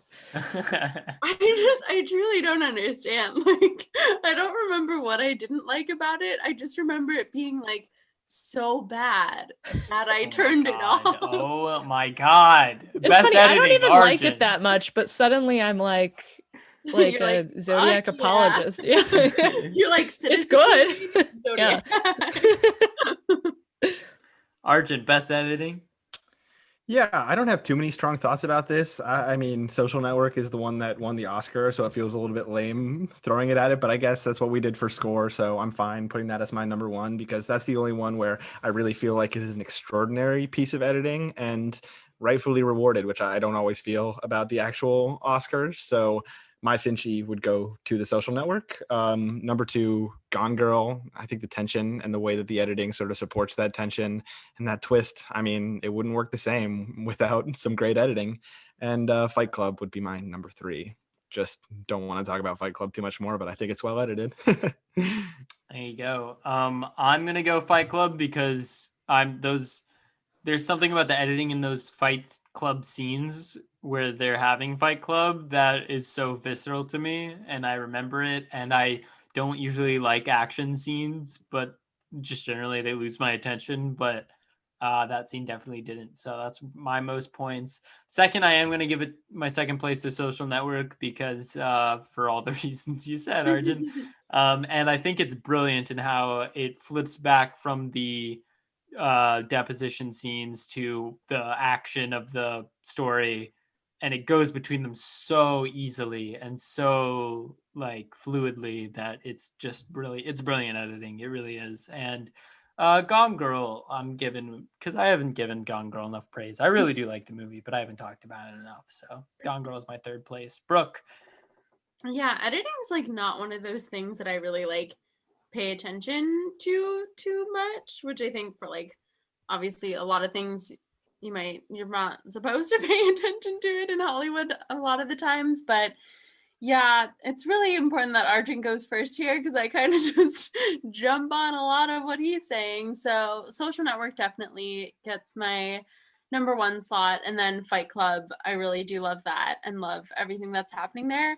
I guess I would give my third place to Mank though. Maybe just because it's like most fresh in my mind here, but I really liked like a lot of the things that were happening there, and some of the like transitions were so fucking smooth. I was like, I had to like rewind to watch it again and see what was happening. So I did appreciate it for that. Alicia?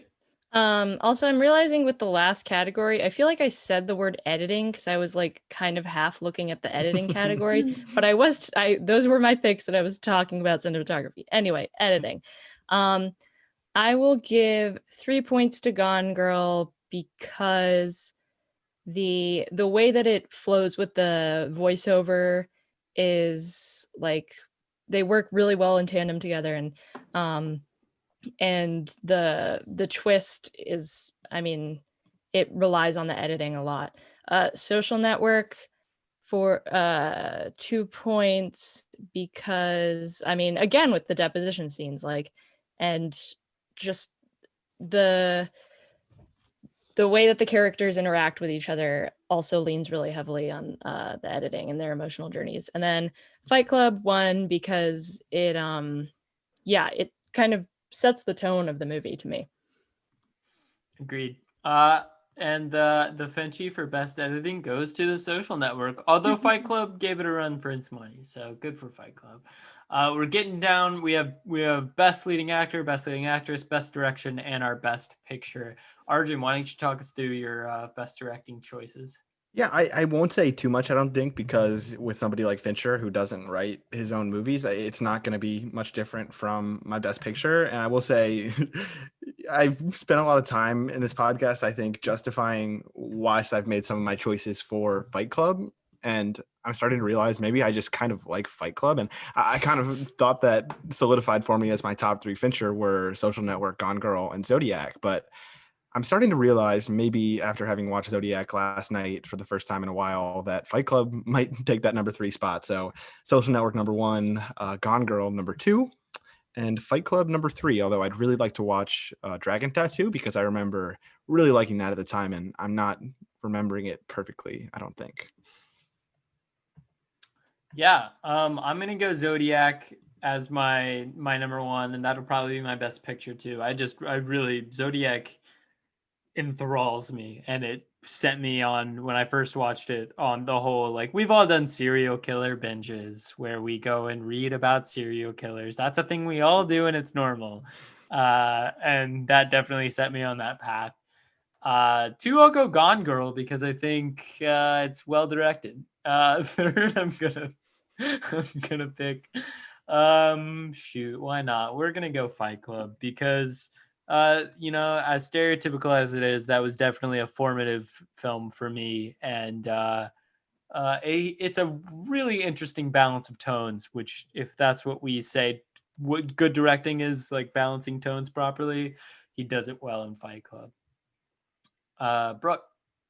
Okay, wait, maybe I figured out why I don't like Zodiac. It's because, like, were you already like on the serial killer track? No. Or like, okay, so I already, as I said, am a lover of serial killers and have consumed a lot of like crime genre stuff. And then, like, I don't know, part of the reason I was a psychology major was because I really liked learning about the serial killers. So I was already in that world. And then I watched Zodiac maybe like 3 years ago, and it disappointed me. So maybe that is why. That was your first little taste of the serial killers. And I had just seen so many other like mediums and texts that were so much more interesting. But I'll Are give you it a Mindhunter fan? I was going to ask Brooke? the same thing, Alicia. I was just Are you a Mindhunter fan? Oh, I watched, like, I got bored of it after Oh my God. I had someone watch and they were like, nothing happens. And I was like, okay. Yeah. I'll rewatch it just for like, who's the main actor in that? I like Jonathan Groff. The Hamilton guy. Yeah. I read something that was like, this poor man had to like ask around about how you were supposed to like have sex with a woman. And he's adorable. I was like, oh, I should go back to it just to see him try try to eat out this woman. But anyways, needless to say, Zodiac was not in my best direction, but I give my number 1 to Gone Girl, number 2 to Fight Club. And then I don't really know that Panic Room had the best direction. I just wanted to give it my 3rd place slot just because, like, had a good time.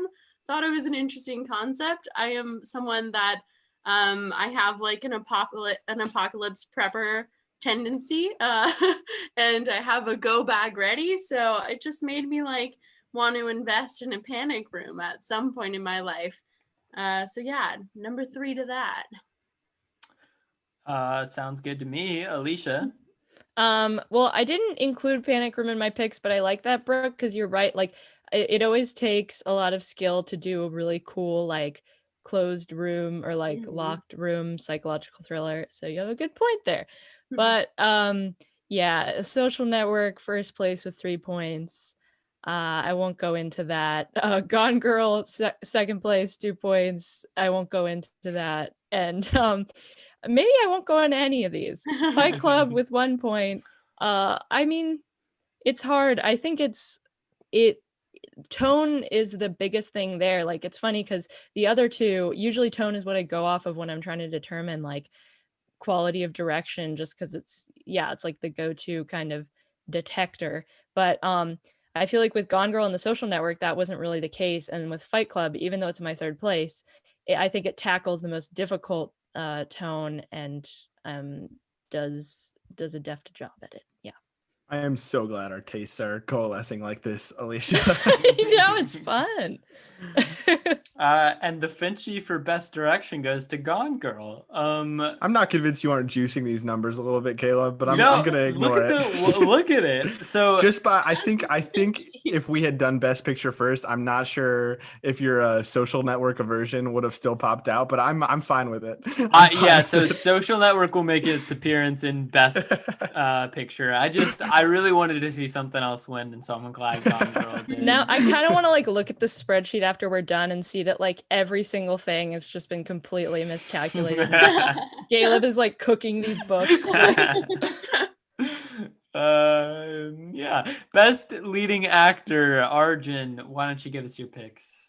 Yeah, I mean, I'd like to preface this realizing how many great performances and great actors gave amazing performances. And a lot of that, I'm sure, is accredited to David Fincher, is sort of making me realize that maybe I don't like David Fincher that much, even though I do like a lot of his movies. Just, supported by a lot of prolific screenwriters and amazing acting performances. Maybe I'm not giving him enough credit, but truly, number 1, Jesse Eisenberg giving one of my favorite performances of all time in The Social Network. I cannot ever stop thinking about him in that deposition room and everything that he does in there.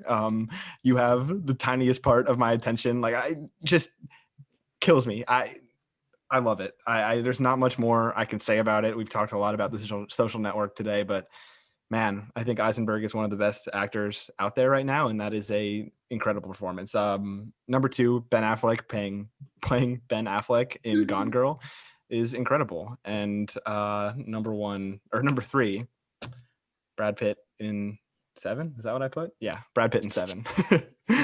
I think I might have put that because I forgot that we switched Brad Pitt and Fight Club out of it, but I'm fine with that. What's in the box? That's great, right? Yeah, you're right. Even though they stole it from Barton Fink. Yeah. True. I'm gonna go Gyllenhaal as my number 3 best leading actor, my top choice, because he's almost kind of doing a proto Jesse Eisenberg's role. Like, it almost is a precursor to it, in this like nervous, awkward guy who is trying to tackle something that he's not qualified for, but is gonna give it his all anyway. I guess that's not really Jesse Eisenberg. I mean, he knows what he's doing in The Social Network, but something about how this case slowly drives this cartoonist mad in Zodiac, and how the contrast between him and Robert Downey Jr. and Mark Ruffalo, and how the Zodiac case affects all of them, is brilliant to me. So I'm going to give him my most points. Then Jesse Eisenberg, because it's brilliant. Oh my God, it's a brilliant performance. And It's a case. Fincher is really good at casting people in like the perfect roles, like and oftentimes it's like unconventional casting. I don't know that Eisenberg was unconventional per se, but it really uses his talents to its extreme. Random shout out to Bill Nye being in Mank. We didn't talk about that. Wait, That's what? pretty awesome. Playing Excuse Upton me? Sinclair. He's Upton Sinclair. I missed it. He That's not gives the real. I'm speech. sorry. He gives the speech where Mank walks out and sees Upton Sinclair giving a speech, and he's like, "The rich take your money," and I would not have known if I hadn't IMDb'd it. Holy Wow. shit. his voice was immediate to me, and I was like, "That's Bill Nye," and then you see the back of his head. Oh, it's so good. That's Anyways, wild. Ben Affleck is my third choice because he plays himself, and it's great. Brooke. Yes. Okay. Number one slot, Jesse Eisenberg, Social Network. Not an unconventional pick there. He's just that, like, just the first from the first scene. He's like more of Mark Zuckerberg to me than Mark Zuckerberg is. And then my number two, Edward Norton, Fight Club. I feel like we're not giving him enough love. Like, I think he does an amazing job. That's it. He's just my number two. And then number one, Ben Affleck, Gone Girl. Such a strange, non-feeling man. But yeah.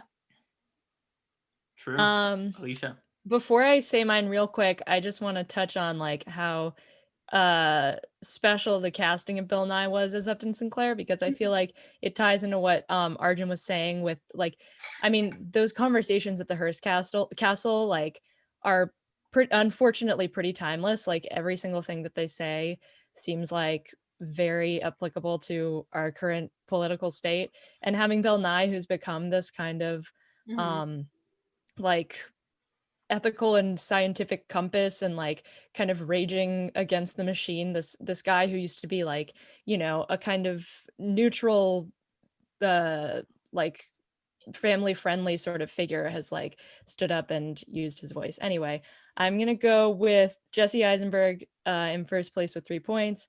Obviously, yeah, have I adequately answered your condescending question? Jake Gyllenhaal, Zodiac, 2 points. Because yeah, like you said that he is almost like a proto Eisenberg as Zuckerberg, right? Eisenberg. God, they have become the same person to me. But I think he's almost like a proto Lou Bloom in that movie. He, you know, Gyllenhaal just like really kind of hangs on that creepiness in a really good way. And then in third place, I'm between Ed Norton in Fight Club, I Am Jack's Raging Bile Duct, and Ben Affleck in Gone Girl, just like that smile that Nick Dunn gives at the press conference. It's hard. Half a point each. I'll do Edward Norton. Yay! And it's because I'm vindictive that Ben Affleck is still with Ana de Armas, and I'm afraid they're gonna like have a kid together. Yeah. Maybe they're Affleck, I know you're perfectly listening to the happy, Finchies. Fuck you. Great. So the Finchie for best leading actor goes to Jesse Eisenberg pretty handily. 2 more categories. Let's wrap this up because I need to get to that birthday Zoom. Best leading actress, Arjun. Oh wait, Brooks, you're not ready. Brooke, you're ready. What's I'm ready. Yeah. your best leading actress? There aren't many choices because Yeah, there weren't many not choices. many leading Fincher David. women. Rosamund Pike, Gone Girl, pretty obvious. Great performance. So good. Like voiceover alone. Really great. And then number 2, Jodie Foster. I don't know. She just does such a good job of playing that one very flummoxed like I'm thinking of her in the one where like her kid's on a plane too, and then gets like kidnapped. If you guys have seen that one, she just plays a really good like mom in distress that like stutters a lot but like can kill people too. So yeah, I really enjoyed her in that, even though her character like did some dumb shit. And the movie itself like wasn't that like true to reality. And then Kate Blanchett, Benjamin Button, does a good job.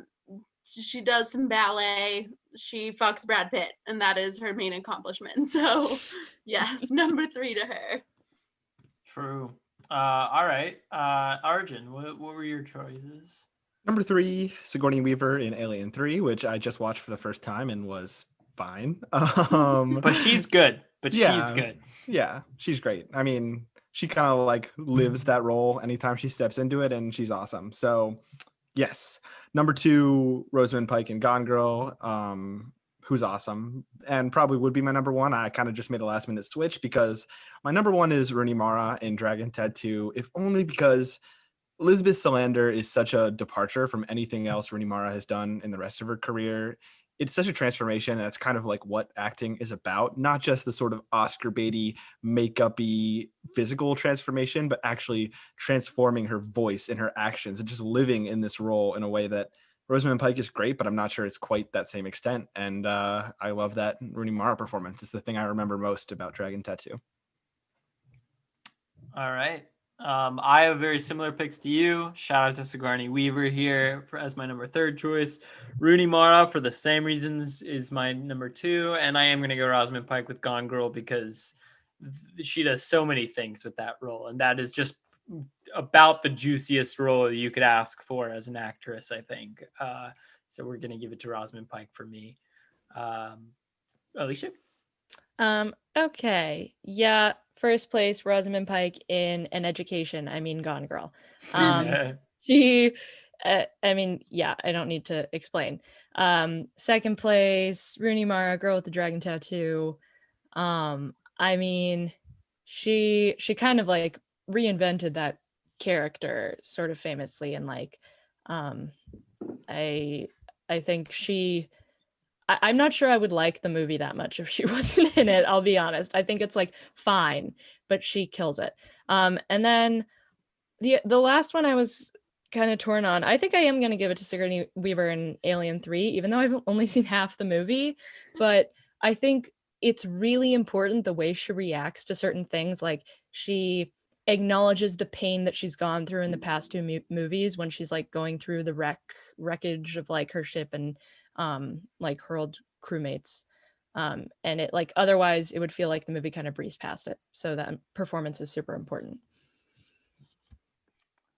Alrighty, the Finchie for Best Leading Actress goes to Rosamund Pike. So shout out to Rosamund Pike. We'll be sending you the trophy in the mail. Best Picture, our final award to hand out at the end of the night. The big Finchie, the big one. Arjun, tell us who wins this. I've got the same picks as I had for Best Director, Social Network, Gone Girl, and Fight Club, and I've got nothing really to say except for when I voted Rooney Mara as my Social Network pick for Best Supporting Actress, I forgot to mention my favorite line, which is "Dating you is like dating a Stairmaster," which is one of my favorite lines in movie history, which I'm saying that a lot today, so maybe I like Fincher more than I was giving him credit for, and Social Network and Gone Girl are 2 of my favorite movies of the 2010s, and consequently of all time, because they're 2 of my favorite movies I've ever seen in theaters. I was 13 when I saw Social Network in theaters, and along with Inception back in 2010, it kind of blew my mind and turned me into somebody who loved film. So thank you, David Fincher and The Social Network, an amazing movie. There you go. I'm also going to pick The Social Network here as my number 1 pick, because I do think maybe my personal choice is Zodiac as my favorite, but it is just such a movie. Social Network is like the movie for like so many different reasons and so many different ways, and it is like, in all honesty, like almost the platonic ideal of a just drama, maybe. Like great, just great. Zodiac, my number 2, and I'm giving 7 a point, because 7 did. I don't think we're talking enough about 7, if I'm being honest. It did play like a real active role in me getting into movies, because it was just like, I didn't know you could do that. Like, it's so dark, and like a 13-year-old watching in the same way that you saw those movies in the theaters, Arjun, like me with my Kindle Fire watching a ripped version of Seven because I wasn't allowed to watch R-rated movies at the time. That was like instrumental for my love of film, and I haven't explored that enough tonight, and damn it, it deserves a point. So Brooke, how about you? Where are your votes going? Yeah, damn, I'm a little less like sentimental here. No offense, Dave, but I guess I just came to a lot of these movies a little bit later. I think I actually the first time watching Social Network was for like the intro to film class or whatever. Same with Fight Club was another one. But yeah, so number one, Social Network. I don't know why, but when I was going through these, it was like if I could only pick 3 movies and all of the rest like disappeared off the face of the earth was kind of how I was like seeing it for some reason. So number one, Social Network, and then number 2, Fight Club.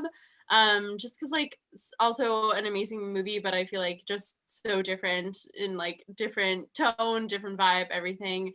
And then number 3, Benjamin Button. I just just gotta put it out there. It made me cry, and I thought it was just like, honestly, in many ways, I thought it was like a really beautiful film in terms of like looking about like at our relationships and themes of like aging and stuff, and like familial relationships, and just like and love in uncommon circumstances. So yeah, number 3, Benjamin Button. That movie definitely exists. Alicia. Okay, Social Network, OBS. A complete deconstruction and obliteration of like the tech world and age that we still unfortunately live in today, as well as of what the kids call toxic masculinity. Gone Girl, 2 points. Yeah, it's amazing. And then Fight Club, 1, because I mean it is amazing, and I believe that it intentionally, hopefully believe that it intentionally does all the things that I think and interpret make it great.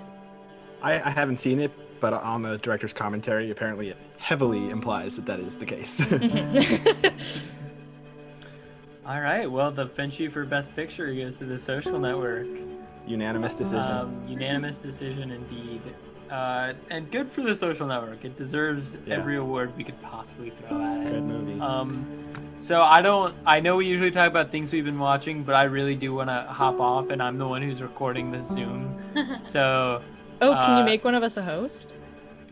But Oh no, yeah, it's fine. But the recording of it might. Oh right. Yeah, that's fine.